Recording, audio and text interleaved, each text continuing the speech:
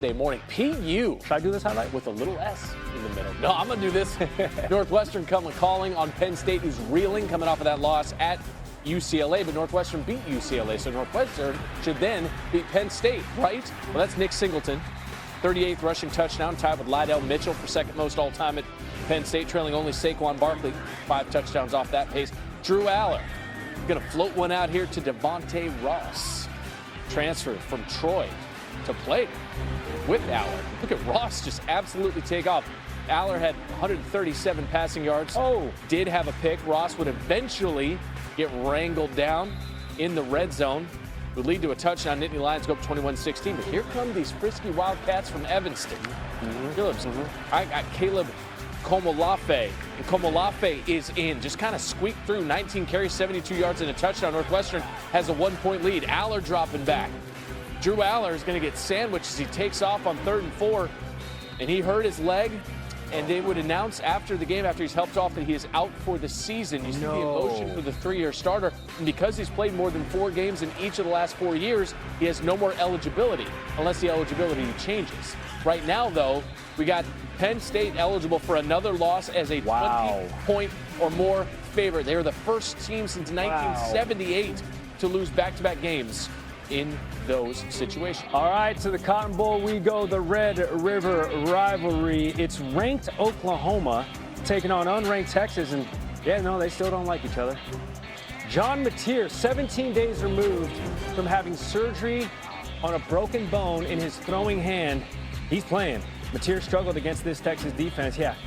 They knew they had to be pesky with Mateer, who was 13 of 21, 119 yards, 2 interceptions. Again, surgery on a broken bone in his throwing hand. Oklahoma, they were up though 6-3 at halftime there at the State Fair of Texas. Down 6-3 are the Longhorns still. It's 3rd and 3, playing in the shadows. Figuratively, literally. Arch Manning rolling out. Ryan Wingo, that's an 11-yard pickup. Let's move the sticks. First down in the red zone. Couple plays later, Manning. DeAndre Moore. Randy, they don't call him DeAndre left. That's correct. Wide open. Back in the end zone for the score. It's 10-6. The Longhorns trying to rebound from that disappointing loss in the swamp last week at the hands of Florida. It's Manning. Shadows playing tricks on you. Nice off-platform throw from Manning later in the same drive. It's 3rd and 7. Manning, Quintravion Weiser making one defender miss. Weisner making everybody else miss. Weisner picks up 19. It leads to a Texas field goal. They're up 13 to 29-yard pickup. The bigger pickup, Texas, a win in the win column, 23-6. Good to have Heather Dinich and Paul Finebaum with us this morning on SportsCenter. Heather, this feels like a huge win for Texas, but perhaps why is it not as big a victory as we might believe?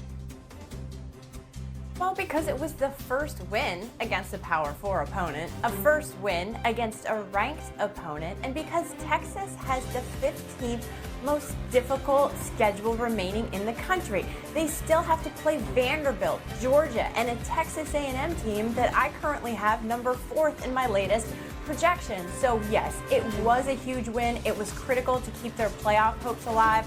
And we were able to see how well Arch Manning can play if given some time.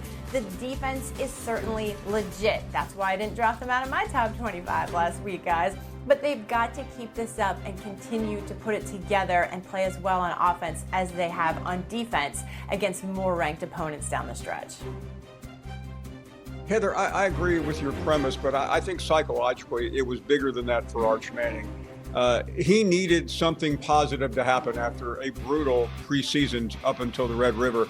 To me, this game was also about John Mateer. I'm still doubting what good he was doing in that game, considering the difficulties that he had, but he got the green light. It didn't turn out well, but I still think Oklahoma has a path back. Their schedule is extremely difficult, road games all over the place against teams like Alabama, just to name one or two. But ultimately, though, I think this game was more about Texas getting a boost and moving ahead and maybe having a shot, a narrow shot, albeit.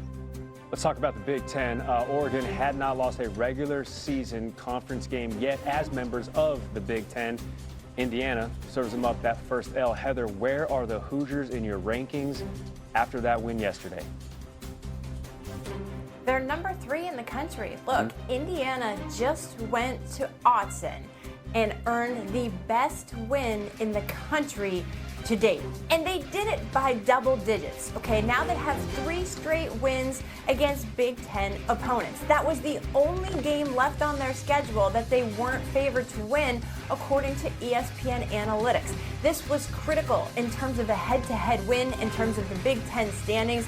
The reason, though, at least one reason I would say, I think the selection committee, if they met today, would still keep them behind Ohio State and Miami, is partially because of that non-conference schedule, which includes Old Dominion, Kennesaw State, and FCS Indiana State. But this is a team that has a Heisman hopeful quarterback in Fernando Mendoza and a defense that was legit, forcing Dante Moore into mistakes and sacking him 6 times. Indiana is for real, right, Paul?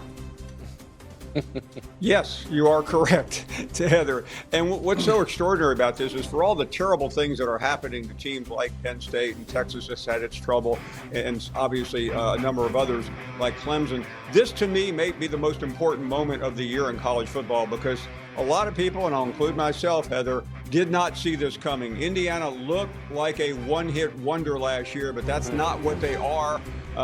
It is so significant for Curt Cignetti and this program, and it has just not only slammed the door in the critics, some of us can barely speak this morning as a result. Indiana has beat multiple AP top 10 teams within a season for the first time in the poll era. Paul, Heather, great to see you. All right, time for a little slice of everything in the sports world. Well, maybe you're dialed into your own game. Saturday's best, the best touchdown. Houston and Oklahoma State. Connor Wigman is going to fake the draw. It's not quite a jump pass. Look, trickery. And he finds Dean Connors. Look at the man in the 4-4. Just hop up, get one paw on it. Got 5 fingers on. Houston would roll. Got best conversion here. UCF, Cincinnati, 4th and 12. Cam Fancher taking the snap, rolling, evading. All these Bearcat defenders, they can't hit their claws. Yeah, they got all of it, too. Pretty hard. They got all of it. All right, ball tip. Dylan Wade, first down. Got it. Let's revisit China Speak. What do we know about this college football season 6 weeks in? Not much. Honestly, Paul Finebaum, here to help us see more clear. A little Paul in, Paul out. Paul, first one. Texas answered all of your concerns after yesterday's win against number 6 Oklahoma. Paul in or Paul out?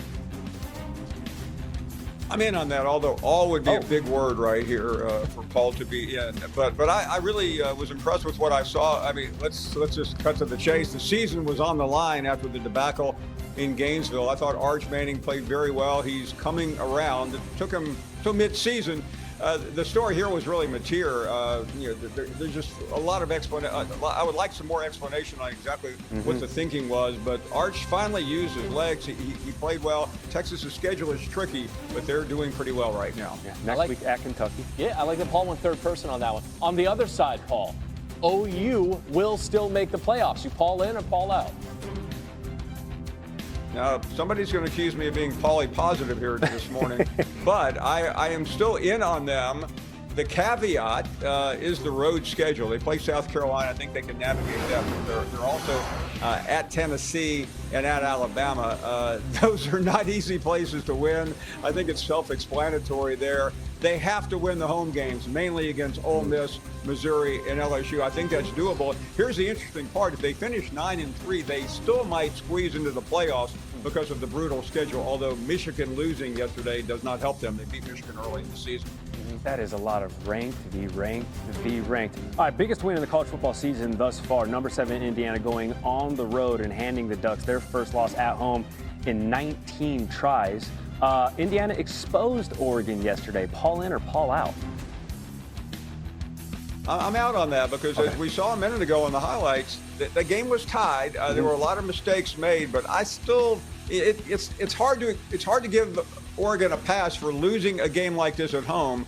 But I still think they have an outstanding quarterback. I think Dan Lanning remains one of the best coaches in the country, although I would advise him to leave his shirt on in the